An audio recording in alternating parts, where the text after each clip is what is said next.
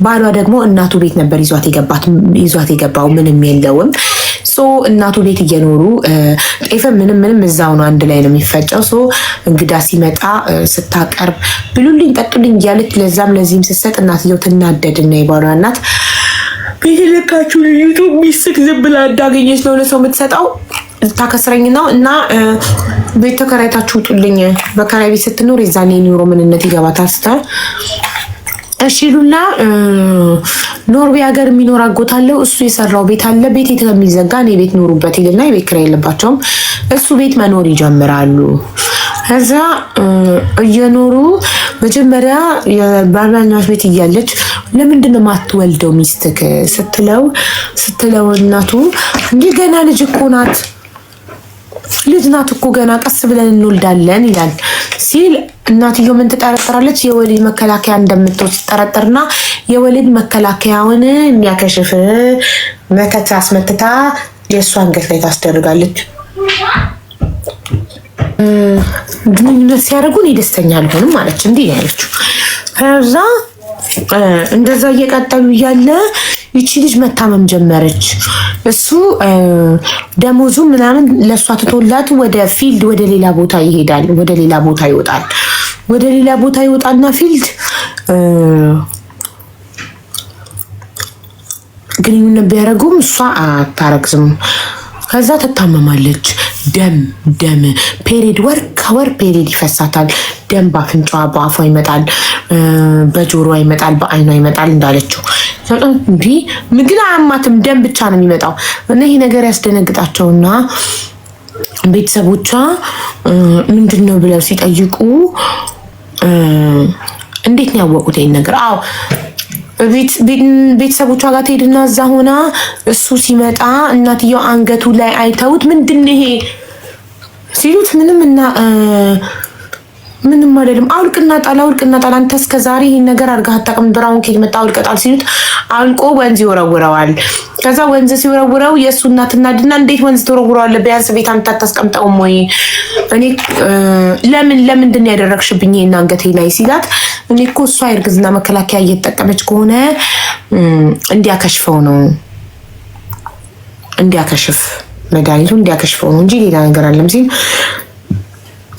ከዛ ቤተሰቦቿ እኛ ልጃችንን እንፈልጋታለን ራሱ አልፈልግሽም ማለት መጥቶ ሌላ ሴት ለመደና መጥቶ አልፈልግሽም ማለት።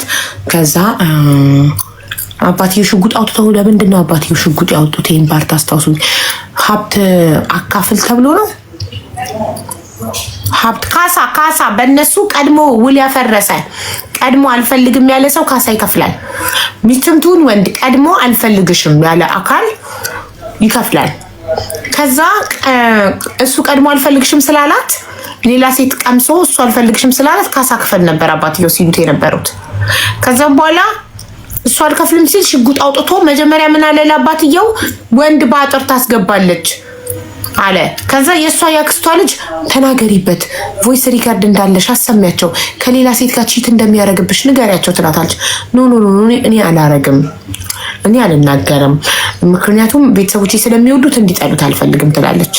ከዛ ከፈለግሽ ራስሽ ተናገሪ እንጂ እኔ አልናገርም ትላለች። ከዛ እሱ ባጥር ካሳውን አልከፍልም ሲል ተናዳ ለቤተሰቦቻችን እንታረግባት ስትናገር ተናደው ጭራሽ ራስሽ ይታርገባት የሷን ስም ታጠፋለህ ብላ አባቴው ሽጉጥ አውጥቶ በለልጂ ካሳ ክፈል ሲሉ እሱ አልከፍልም ብሎ ሲከራከር ከአባቷ ጋር በሽጉጥ እሷ መጣ አባቴ እንዲህ መተት ተደርጎብኝ ከሞት ነው የተረፍኩት ደም ሲፈሰኝ ከሁሉም ቦታዬ ምናምን አባቴው ደንግጦ እንዴ ከነዚህ መተተኞችማ ልጄ ማዳን አለብኝ ብሎ አልፈልግም ልጄን ፍታ በቃ ካሳውንም አንፈልግም ብለው አፋታው አባረሩት። ከዛ እናትና አባቷ ጋር እየኖረች ነው ወደ ከተማ መጣ ፑል ቤት መስራት ጀመረች። ፑል ቤት እየሰራች አንድ ቆንጆ ወጣት ፑል ቤት ከስተመር ሆኖ ሲመጣ ተያዩ፣ ተዋደዱ። ግን እሱ ችስታ ነው ምንም የለውም። ከዛ እሷ ያው ፑል ቤት ተቀጥራ ትሰራለች። ተጣብሰው እሷ ናት ወጪ የምታወጣው። ፑል ቤት እየሰራች ከፑል ቤት ወደ ቡና ጠጡ አደገች፣ ራሷን አሳደገች።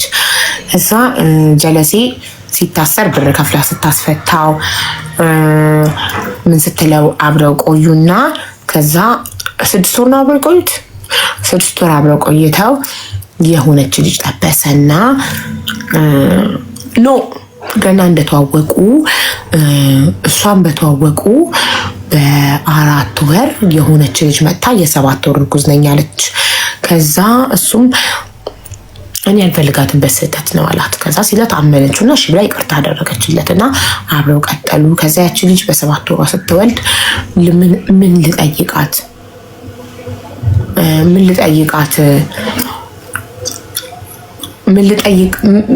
ልጠይቃት ሆስፒታል ሂጂ ወልዳለች ብለው ቤተሰቦቿ ደውለውልኛል ሲል እሷ ልብስ ገዝታን ብላ አስጦታ ሂድ ጠይቅ ብላው 3 ቀን እሷ ጋር አድሮ መጣ።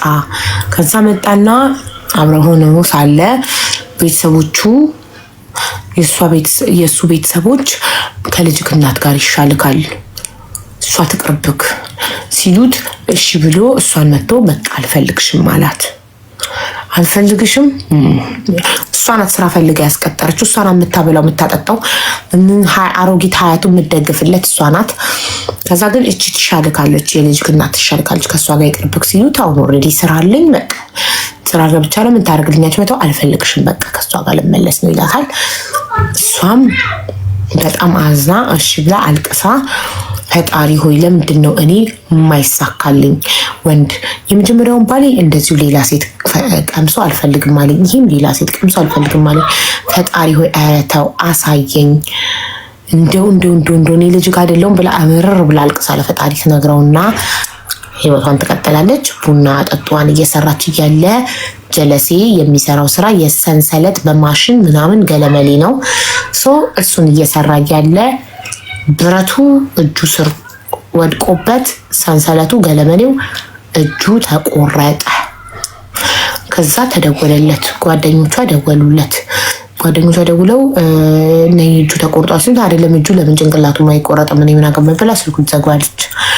ከዛ ጓደኛዋ አብራት ቡና ጠጡ መሰራው ስታይ ስልኩ አዲስ ስልክ ምንድነው ብላ ሄደው እውነት ነው ጓደኞቹ እንደዚህ። ከዛ እሷም ደንግጣ አብረው ሆስፒታል ሄደው ሆስፒታል ስትሄድ ማሽኑ ሲቆርጠው አጥንቱን ስንጠቅጥቅ ስላደረገው እጁ መቆረጥ አለበት በትክክል ላይ እንዲህ ነው የተቆረጠው።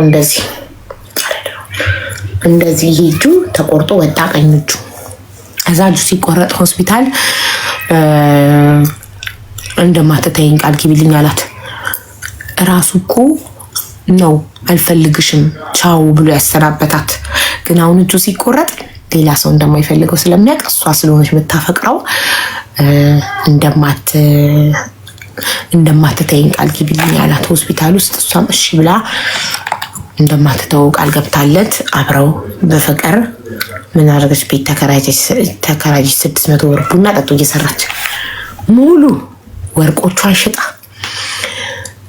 ሙሉ ቡና ጠጡ የምትሰራበትን ጊዜዋን ጉልበቷን ገንዘቧን ሙሉ እሱ ላይ አፈሰሰች እያስታመመች እሱን።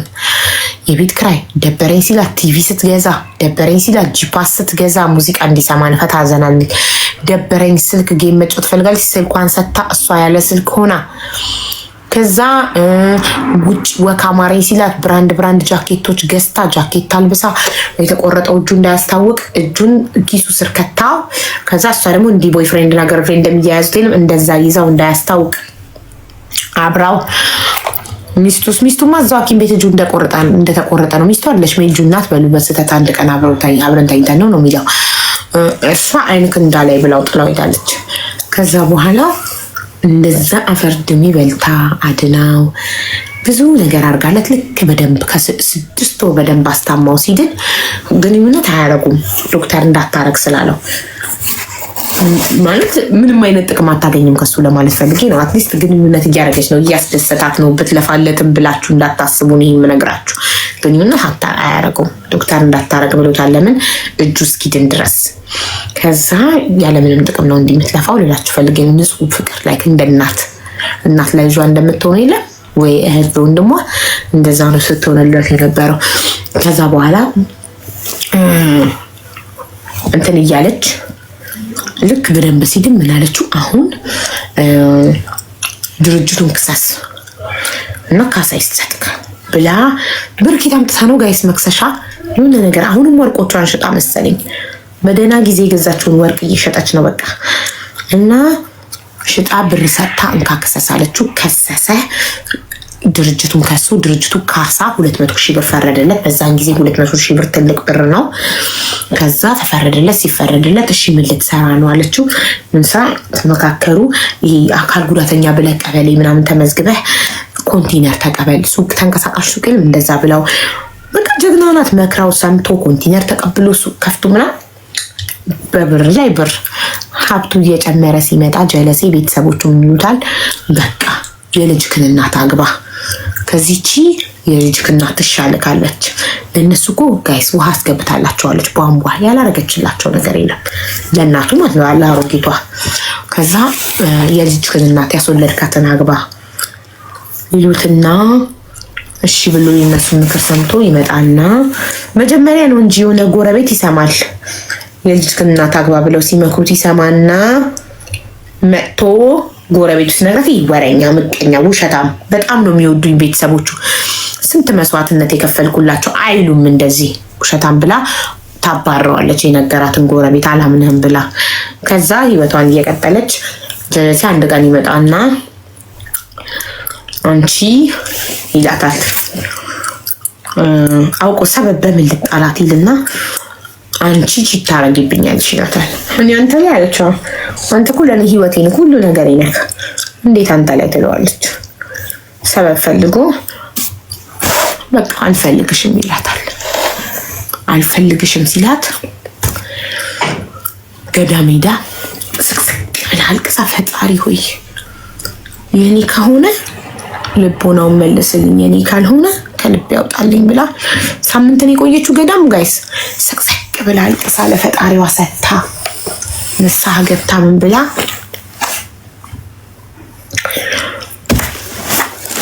ወጣላትና ፍታው ምን ስራ ጀመረች። ከዛ አንድ ወር ቤተክርስቲያን ቆይታ